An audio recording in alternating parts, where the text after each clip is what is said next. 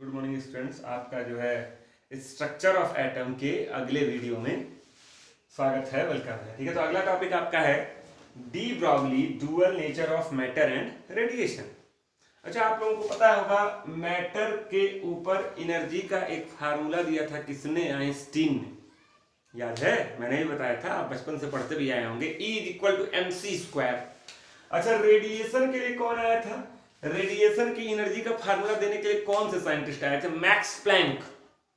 उन्होंने एक फार्मूला दिया था E = hν, where ν is frequency of the radiation and h = Planck's constant. और मैटर के लिए आइंस्टीन ने फार्मूला दिया था E = mc²। पिछले वीडियोस में मैंने प्लैंक्स क्वांटम थ्योरी पे पूरा एक वीडियो ही बनाकर डाला है, हर एक टॉपिक का डाला हुआ हूं इसके पहले। ठीक है, एक साइंटिस्ट है जिनका नाम था डी ब्रॉगली। बोलिए क्या नाम था? De Broglie. डी ब्रॉगली ने क्या कहा? आइंस्टीन ने कहा एनर्जी का फार्मूला है E = mc² for matters. Planck ने कहा एनर्जी का फार्मूला है इन्होंने क्या कहा? E = mc²। और इन्होंने क्या कहा? E = hν। ये आइंस्टीन का है, ये मैक्स प्लैंक है। दोनों ने अलग अलग कहा, एक ने मैटर की एनर्जी का फार्मूला दिया, एक ने रेडिएशन की। डी ब्रॉगली ने क्या कहा कि भैया क्यों झगड़ा कर रहे हो, क्यों अलग अलग फार्मूला दे रहे हो? मैटर और रेडिएशन एक चीज, या यूं कह लो कोई भी पार्टिकल है तो दोनों कैरेक्टर शो करता है, वेव कैरेक्टर भी और मैटर कैरेक्टर भी। मतलब वेव कैरेक्टर भी और पार्टिकल कैरेक्टर भी। इलेक्ट्रॉन के पास अपना एक वेव कैरेक्टर भी होता है और इलेक्ट्रॉन का अपना मास भी होता है। अच्छा, इलेक्ट्रॉन का मास है तो क्या हो गया? मैटर।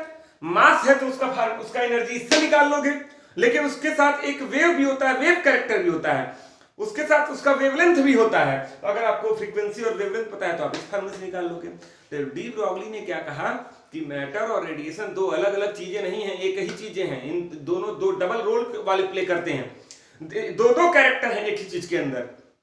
ठीक है, तो अब जैसे आगे बढ़ते हैं धीरे धीरे। अब इसको आपको समझाता हूं मैं। जैसे ये मान लीजिए लकड़ी का टुकड़ा है, सपोज दैट। अगर मैं इसको, ये क्या है बताओ? इस समय ये क्या है? इस समय ये क्या है? मैटर है। अगर मैं इसको बर्न करूंगा तो इसके अंदर से क्या निकलेगा? हीट निकलेगा। क्या निकलेगा? लाइट निकलेगा। जरा बताओ, हीट और लाइट किस फॉर्म में निकलेगा? रेडिएशन के फॉर्म में निकलेगा। ये तो मैटर था, इसके अंदर से क्या निकल गया? रेडिएशन निकल गया।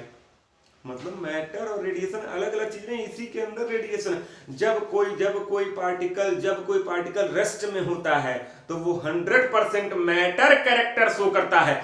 लेकिन जब कोई पार्टिकल मोशन में होता है तो उसके पार्टिकल कैरेक्टर के अलावा उसके साथ साथ एक वेव कैरेक्टर भी जनरेट हो जाता है। इलेक्ट्रॉन लगातार न्यूक्लियस के चारों ओर रिवॉल्व करता है। इलेक्ट्रॉन लगातार मोशन में होता है। मोशन में होने की वजह से उसके साथ एक वेव कैरेक्टर भी क्या हो जाता है? एसोसिएटेड हो जाता है। मोशन में होने की वजह से उसके साथ एक वेव कैरेक्टर भी क्या हो जाता है? एसोसिएट हो जाता है। अब इसी चीज को थोड़ा आराम से और समझाता हूं। ठीक है, मैं देखिए एग्जांपल देता हूं। कोई पार्टिकल अगर रेस्ट में है, रेस्ट मतलब रुका हुआ है, तो उसका मास क्या? वो 100% क्या है? मैटर है। और 0% क्या है? वेव है। लेकिन जब वो पार्टिकल चलना शुरू कर देता है, धीरे धीरे चलना शुरू कर देता है, तो उसका मैटर कैरेक्टर थोड़ा, ये तो चलने के लिए क्या खर्च होती है? एनर्जी कहां से मिल रही है? वो अपने मास से को ही एनर्जी में कन्वर्ट कर रहा है using this formula E = mc²। इस फार्मूले में वो अपने मास को, इस तो आप खाना खाते हैं, खाना पचता है, उसी से आपको एनर्जी मिलती है ना, in the form of heat. और आप उसी से दिन भर काम करते हैं। मतलब मास ही खुद को खर्च करता है और आपको एनर्जी देता है in the form of radiation. अगर कोई पार्टिकल रुका हुआ है तो 100% मास है, 0% वेव है। चलने लगा, एग्जांपल समझा रहा हूं, 99% मास है, 1% वेव में कन्वर्ट हो गया। बात आई, वो 1% मास कहां गया? अरे अपने आप को खर्च करके किसमें कन्वर्ट कर दिया? एनर्जी में, in the form of radiation. जब किसी पार्टिकल का वेलोसिटी लगातार बढ़ती है तो उसका मास लगातार घटता है। वेलोसिटी बढ़ने पर वेव कैरेक्टर बढ़ता है, वेलोसिटी और तेज दौड़ने लगा। Wave matter character 80%, 20% wave character और तेज दौड़ने लगा। मैटर कैरेक्टर 50% और 50% वेव कैरेक्टर। दौड़ते लाइट की वेलोसिटी के बराबर हो गया 3 × 10⁸ मीटर पर सेकेंड। अगर किसी पार्टिकल को इस स्पीड से फेंक दिया जाए, तो ये मान लिया जाता है कि उसका मास क्या हो जाता है? 0। और वो 100% कौन सा कैरेक्टर शो करने लगता है? वेव कैरेक्टर शो करने लगता है। ये मैंने अपने तरीके से आपको समझाने की कोशिश की। मतलब मेरी बात को ध्यान सुनिएगा। वेलोसिटी बढ़ने पे मास क्या होता है? घटता है। कई लोग फिजिक्स में पढ़ा देते हैं, कई लोग केमिस्ट्री वाले भी पढ़ा देते हैं कि वेलोसिटी बढ़ने पे मास जो है बढ़ता है। मेरी बात को ध्यान सुनिए, वेलोसिटी बढ़ने पर मास क्या होता है, घटता है। जैसे आप यहाँ आइए, मैं फिजिक्स का एक फार्मूला इस्तेमाल कर रहा हूँ। जैसे मैंने क्या लिखा, आपने एक फार्मूला पढ़ा होगा, m is equal to physics में, ठीक है, m0 by √1 minus v square by c square. मैंने क्या बोला, वेलोसिटी बढ़ने पर मास घटता। मैंने यही तो बोला कि अगर वेलोसिटी आपकी ये हो जाएगी तो मास 0 हो जाएगा। मैंने बोला वेलोसिटी बढ़ने पर मास घटता है। वेलोसिटी बढ़ेगी तो आपको एनर्जी चाहिए, एनर्जी चाहिए तो आप अपने मास को ही तो खर्च करके एनर्जी में कन्वर्ट करेंगे, मास को ही तो खर्च करके एनर्जी में कन्वर्ट करेंगे। और वही मास जब एनर्जी में कन्वर्ट होगा तभी तो आप चल फिर पाएंगे, दौड़ पाएंगे। तो मास तो कम होना ही चाहिए। मास मतलब यहाँ वेट से है, ठीक है। अच्छा अब आइए, ये तो वेलोसिटी जो है अगर बढ़ रही है तो बताओ ये पूरा टर्म बढ़ेगा या घटेगा, बढ़ेगा। अच्छा ये पूरा टर्म जब बढ़ेगा तो एक में से ज्यादा घटाओगे तो बताओ ये वाला टर्म बढ़ेगा या घटेगा, बोलो। एक में से ज्यादा घटा रहा है तो घटेगा। अच्छा डिनोमिनेटर वाला पूरा टर्म अगर घटेगा तो बताओ ये पूरा टर्म बढ़ेगा या घटेगा, डिनोमिनेटर घट रहा है तो पूरा वैल्यू क्या होगी, बढ़ेगी। ये पूरी वैल्यू बढ़ेगी तो बताओ m क्या होगा, बढ़ेगा। बहुत से लोग पढ़ाते हैं कि वेलोसिटी बढ़ने पर मास बढ़ता है और कहते हैं देखो प्रूफ कर दिया, वेलोसिटी बढ़ेगी तो ये बढ़ेगा, ये बढ़ेगा तो ये पूरी वैल्यू भी क्या होगी, घटेगी, ये पूरी वैल्यू घटेगी तो ये वैल्यू क्या होगी, बढ़ेगी। उल्टा सोचिए, ये बढ़ेगा तो ये बढ़ेगा, ये घटेगा, ये बढ़ेगा और ये बढ़ेगा मतलब ये भी बढ़ेगा। यानी वेलोसिटी बढ़ने पर मास क्या हो रहा है, बढ़ रहा है। इस फार्मूले से प्रूफ करते हैं, आइंस्टीन का रिलेटिविटी का फार्मूला है ये, इससे प्रूफ करते हैं कि वेलोसिटी बढ़ने पर मास क्या होता है, बढ़ता है। लेकिन उन लोगों को ये पता ही नहीं होता है कि ये यम क्या है।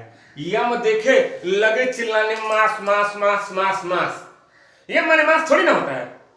यहां पर इस यम का मतलब है, इस यम का मतलब होता है कन्वर्टेड मास। बोलिए क्या होता है, कन्वर्टेड मास। इसी को बोलते हैं ऑब्जर्व्ड मास। क्या बोलते हैं, सॉरी, इसी को बोलते हैं कन्वर्टेड मास या इसी को बोलते हैं मास इन मोशन। क्या बोलते हैं, मास इन मोशन। इसी को बोलते हैं मास इन मोशन। ये वो वाला मास है जो एनर्जी में कन्वर्ट हो रहा है। मैंने यही तो बोला वेलोसिटी बढ़ने पर मास घटेगा, मतलब कन्वर्टेड मास क्या होगा, बढ़ेगा। भाई आपका वेट जो है, आपका इस समय 100 रुका हुआ है, आप 100% मैटर है। जब आपकी वेलोसिटी बढ़ी तो मास कम हो गया, अब आप 99% हो गए। लेकिन जो मास एनर्जी में कन्वर्ट हुआ वो कितना परसेंट हो गया, 1% हो गया।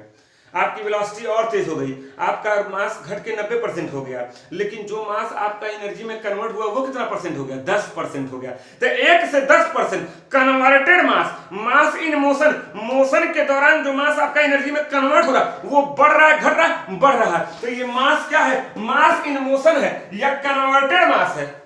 ये वो मास है जो एनर्जी में कन्वर्ट हो रहा है। तो ध्यान दीजिएगा, इस फार्मूले से ये लोग प्रूफ करते हैं कि वेलोसिटी बढ़ने पे मास बढ़ गया। ये नहीं बताते हैं कि ये कौन सा मास है, ये वो मास है जो एनर्जी में कन्वर्ट हो रहा है। कन्वर्टेड मास तो घट ही रहा।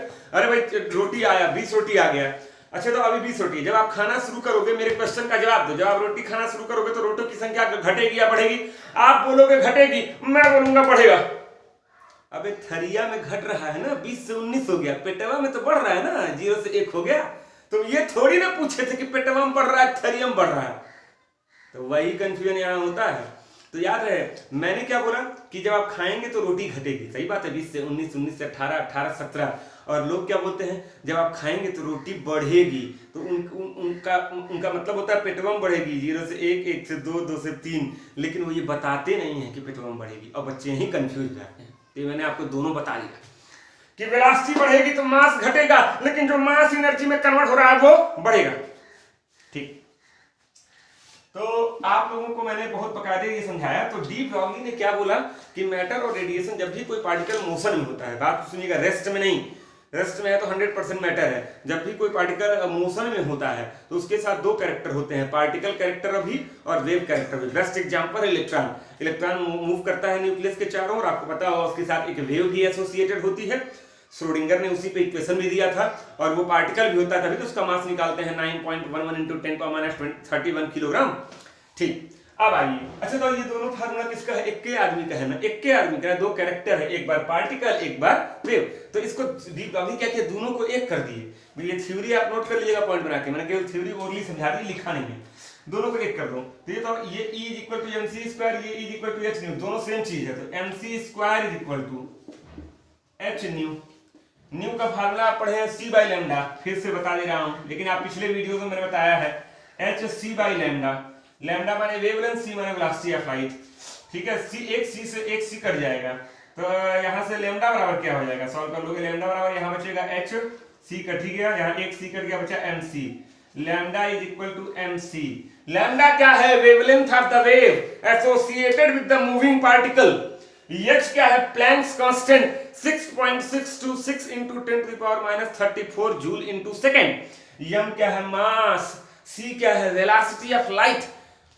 डी ब्रॉगली ने क्या कहा कि this particle is not associated only with electron, only with radiations, it is also applicable with any material particle. अच्छा, तो इस मार्कर को क्या मैं वेलोसिटी ऑफ लाइट दे सकता हूं? नहीं ना, तो बताइए, नहीं दे सकता हूं ना। तो इस फार्मूले को थोड़ा उन्होंने मॉडिफाई किया, it is applicable for any material particle, it is applicable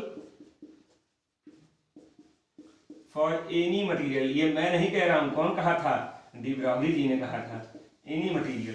तो lambda is equal to h upon m v, जहां लैम्डा क्या है, वेवलेंथ है, m क्या है, मास ऑफ द मार्कर है, c क्या है, v क्या है, वेलोसिटी ऑफ द मार्कर। तो c को v क्यों कर दिया, ये c का मतलब होता है 3 × 10⁸ मीटर पर सेकंड, लेकिन इसको उस वेलोसिटी से थोड़ी ना हम फेंक पाएंगे, ठीक है। देखिए गिरी गया, इसको हम नॉर्मल ही वेलोसिटी से फेंक पाएंगे, ठीक है, नॉर्मल ही वेलोसिटी से फेंक पाएंगे। तो ये ध्यान दीजिएगा, तो यहां पर जो है ये c को v कर दिया, v क्या है, v क्या है, v क्या है, वेलोसिटी ऑफ द मार्कर या वेलोसिटी ऑफ एनी पार्टिकल। तो इसको आप याद रखेंगे, इसको बोलते हैं de Broglie equation, de Broglie equation, de Broglie equation.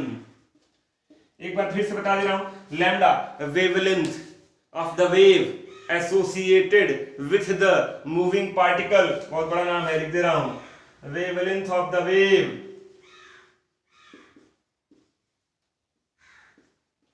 associated with moving particle, with moving particle। m क्या है, mass of the moving particle, v क्या है, velocity of the moving particle, h क्या है, प्लैंक्स कांस्टेंट। बताओ mv को क्या बोलते हो, p, मोमेंटम। तो यहां से यहां आते हैं, तो lambda is equal to h upon mv, इसको आप लिखते हो lambda is equal to h upon p, या p is equal to h upon lambda, सही है। p क्या है, मोमेंटम, पार्टिकल कैरेक्टर, लैम्डा क्या है, wavelength, wave character. Particle character और वेव कैरेक्टर में क्या निकल गया, relation, this is called de Broglie equation, ठीक। तो इस पूरे को नोट कर लीजिए, आज मैं इसको मिटाऊंगा, ठीक है। तो मैं इसको पॉज कर रहा हूं वीडियो थोड़ी देर। अब देखिए, जैसे बताया था lambda is equal to h upon mv, या इसी को आप ऐसे लिख सकते थे, lambda is equal to h upon p, ठीक है, p मतलब momentum, p is equal to mv। अच्छा चलिए बताइए, ऐसे ही आपसे पूछ रहा हूं, काइनेटिक एनर्जी का एक फार्मूला होता है, काइनेटिक एनर्जी का एक फार्मूला होता है हाफ mv स्क्वायर, सही है, ठीक, हाफ mv स्क्वायर। तो इसको मैं ऐसे लिख रहा हूं, देखिए, काइनेटिक एनर्जी शॉर्टकट में लिख दे रहा हूं, बराबर हाफ mv स्क्वायर, 2 से मल्टीप्लाई कर दो इधर, तो 2 इंटू काइनेटिक एनर्जी बराबर हाफ, हाफ कहां, 2 तो मल्टीप्लाई हो गया, mv स्क्वायर, ठीक है। अच्छा, अब मैं m से, m माने mass of the moving particle, m से दोनों तरफ मल्टीप्लाई कर रहा हूं, तो 2m इंटू काइनेटिक एनर्जी बराबर m स्क्वायर v स्क्वायर, ठीक है। दोनों तरफ का स्क्वायर रूट ले रहा हूं, तो रूट 2m काइनेटिक एनर्जी बराबर mv। कई लोग बेहोश, अबे इसका स्क्वायर रूट लोगे तो इस दोनों स्क्वायर है, तो m बाहर v बाहर, mv हो गया। mv की जगह ये रख सकते हो, mv की जगह ये पूरी वैल्यू रख सकते हो, तो बताओ लैम्डा इज इक्वल टू क्या हो गया, lambda is equal to h upon root 2 into m into kinetic energy, lambda is equal to h 2 into m into kinetic energy. तो अगर काइनेटिक एनर्जी दिया हो, मास डायरेक्ट ना दिया हो, मास दिया हो, वेलोसिटी ना दिया हो, तो आप इस फार्मूले का इस्तेमाल करें। 3 फार्मूला हो गया, एक ये, एक ये, एक ये सब डी ब्रॉगली इक्वेशन से आए हैं, ठीक है। तो इसको आप नोट। अच्छा, एक चीज और जान जाओ, ये तो इलेक्ट्रॉन वेव कैरेक्टर भी शो करता है ना, तो कई बच्चों के मन में आता है जरा शो करिए सर कैसे करता है। ये तो हम लोग क्या पढ़ते हैं, न्यूक्लियस है, न्यूक्लियस के चार ऐसे सर्कुलर पाथ है और इसमें इलेक्ट्रॉन रिवॉल्व करता है, हम तो यही पढ़ते हैं। लेकिन अगर इसको वेव माना जाए, क्या माना जाए, वेव, तो ऐसे रिवॉल्व करेगा। अच्छा अगर मान लो इसकी जगह हम हैं, हमको कहा जाए सर्कुलर पाथ पे दौड़ो, लोग दौड़ते नहीं फील्ड वर्ल्ड हम जाके सवेरे, तो सीधे दौड़ते हैं, लाइन बनी होती है, लाइन पकड़ के अपना दौड़ते हैं, गोल गोल गोल गोल दौड़ते रहते हैं। लेकिन अगर ये वेव कैरेक्टर होगा तो ऐसे तो चलेगा ना, साइनोसॉइडल वेव के फॉर्म में, ये देखिए, नहीं समझे, ये इस तरह से चलेगा ना भाई, साइनोसॉइडल वेव के फॉर्म में चलेगा, ठीक है। अगर वेव कैरेक्टर होगा तो अगर कोई पूछे सरकमफेरेंस क्या होगा, सरकमफेरेंस क्या होगा, तो बताओ वृत्त का, सर्किल का सरकमफेरेंस क्या होता है, 2 पाई r। अच्छा तो ये तो अगर वेव के फॉर्म में चल रहा है तो 1 लैम्डा, 2 लैम्डा, 3 लैम्डा। भाई वेव के फॉर्म में अगर वेव की लेंथ निकालना है तो क्या होता है, वेवलेंथ। तो वेव के फॉर्म में चलेगा तो कितने लैम्डा चला, तो मैं लिख सकता हूं n इंटू लैम्डा। n माने number of wavelength, number of wavelength, और लैम्डा का मतलब एक वेव की लंबाई। तो 2 pi r is equal to n into lambda. तो ये मैंने ऐसे ही आपको बताया, ऐसे ही दिखाने के लिए कि क्या रिलेशन है, क्या रिलेशन है किसमें, जब इलेक्ट्रॉन वेव कैरेक्टर शो करता है तो कैसा दिखाई देता है आपको, तो ये मैंने इसमें बताया। अब मैं आपको जो है ये ऐसे बता दिया, वेव में इस फॉर्म में चलता है। अब मैं आपको बताने जा रहा हूँ, थोड़ा सा ये नोट कर लेगा, ये कुछ न्यूमेरिकल, इसी पर एक दो ठो न्यूमेरिकल लगवा दूँ। पीछे भी कई ठो फार्मूले दिए थे, उसको मैंने कहा था लगा लीजिएगा, लगाते रहिए आप न्यूमेरिकल। एक दो न्यूमेरिकल मैं इस पर लगवा दे रहा हूँ, देखिए आपसे हो पा रहा है कि नहीं हो पा रहा है। तो इसको मैं फिर पॉज करूंगा।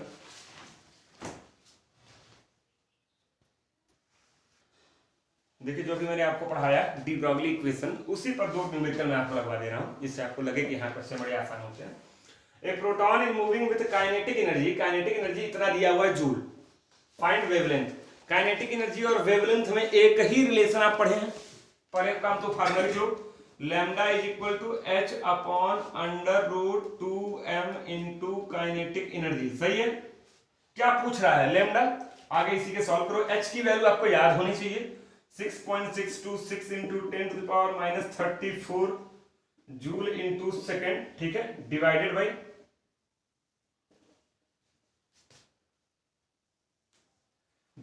ठीक है। अच्छा रूट लगा दीजिए आप नीचे, रूट 2 इंटू एम माने किसका मास, प्रोटॉन मूव कर रहा है ना, तो प्रोटॉन का mass 1.67 into 10 to the power minus 27 kilogram, सारी एसआई यूनिट इस्तेमाल करिए यहाँ पर, और इंटू काइनेटिक एनर्जी आपका जूल में ही दिया हुआ है, कोई दिक्कत नहीं है, तो into 5 into 10 to the power minus 27। इसको सॉल्व कर लेंगे, आपका क्या निकल जाएगा, लैम्डा। लैम्डा किस में निकलेगा, मीटर में, किस में निकलेगा, मीटर में। आप उसको पिकोमीटर, एंगस्ट्रॉम, नैनोमीटर में कन्वर्ट कर सकते हैं। 1 picometre is equal to 10 to the power minus 10 metre, 1 angstrom is equal to 10 to the power minus 10 metre, 1 nanometre is equal to 10 to the power minus 9। तो इसको आप सॉल्व कर लेंगे और सॉल्व करके आंसर जो आएगा वो मीटर में आएगा। आंसर जो आएगा, मैं यहाँ लिख दे रहा हूँ, तो आंसर जो भी आएगा कुछ भी वो मीटर में आएगा, जिसको बकायदा सॉल्व करेंगे। सेकंड क्वेश्चन में फार्मूले का केवल आपको महत्व बताना है, कैसे फार्मूला इस्तेमाल करें। Calculate the de Broglie wavelength, फिर लैम्डा पूछ रहा है, मीटर में निकालना है, ऑफ एन इलेक्ट्रॉन, आपकी प्रोटॉन की जगह इलेक्ट्रॉन है, travelling eight 1% of speed of light. अच्छा चलो क्या पूछ रहा है, हाँ वेवलेंथ, लैम्डा, यहाँ वेलोसिटी दिया, काइनेटिक एनर्जी की बात किया है नहीं ना, तो ये फार्मूला नहीं लगेगा। तो lambda is equal to h upon mv, पता होगा आपको, lambda is equal to h upon mv। Lambda पूछ ही रहा है, h की value 6.626 into 10 to the power minus 34 joule into second, divided by m माने mass of electron 9.11 into 10 to the power minus 31 kilogram, ठीक है, किलोग्राम में। v माने वेलोसिटी, लाइट की वेलोसिटी क्या होती है, लाइट की वेलोसिटी क्या होती है, into 3 into 10 to the power 8 metre पर सेकेंड।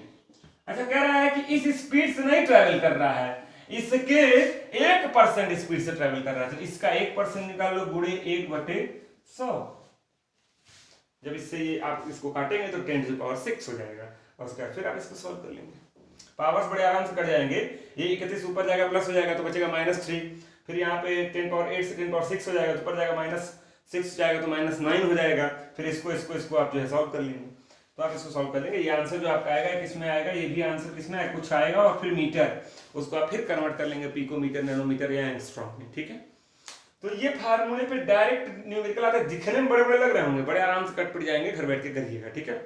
तो इस तरह के कुछ क्वेश्चन 10 क्वेश्चन 12 क्वेश्चन 15 क्वेश्चन आप लगा लीजिएगा। ये आपको मैंने डी ब्रॉगली इक्वेशन भी खूब बढ़िया समझा दिया, पूरा photo electric black body electromagnetic wave theory, Niels Bohr का मॉडल, थॉमसन का मॉडल, रदरफोर्ड का मॉडल, इलेक्ट्रॉन प्रोटॉन न्यूट्रॉन की डिस्कवरी के बारे में, मोजले का experiment, atomic number, isotope, isobar, iso electronic, isotone सब पढ़ा चुका हूँ इसके पहले के वीडियोस में, ठीक है। कुछ लोग मुझसे कहते हैं कि सर सारे वीडियो भेज दीजिए। अगर आपको एक वीडियो का लिंक मिल जा रहा है तो आप वहीं से चैनल पे चले जाइए, और चैनल पे सारे वीडियो पढ़े हुए हैं, ठीक है। कुछ बायोलॉजी के 10th के 9th 10th के वीडियोस हैं, कुछ मैथ के हैं, कुछ इंग्लिश के हैं, तो कई तरह के वीडियो वहाँ पढ़े हुए हैं, उसको आप देखते रहिएगा, ठीक है। इसको आप नोट कर लीजिएगा। अगला वीडियो में लेके आऊंगा हाइजेनबर्ग अनसर्टेनिटी प्रिंसिपल पे।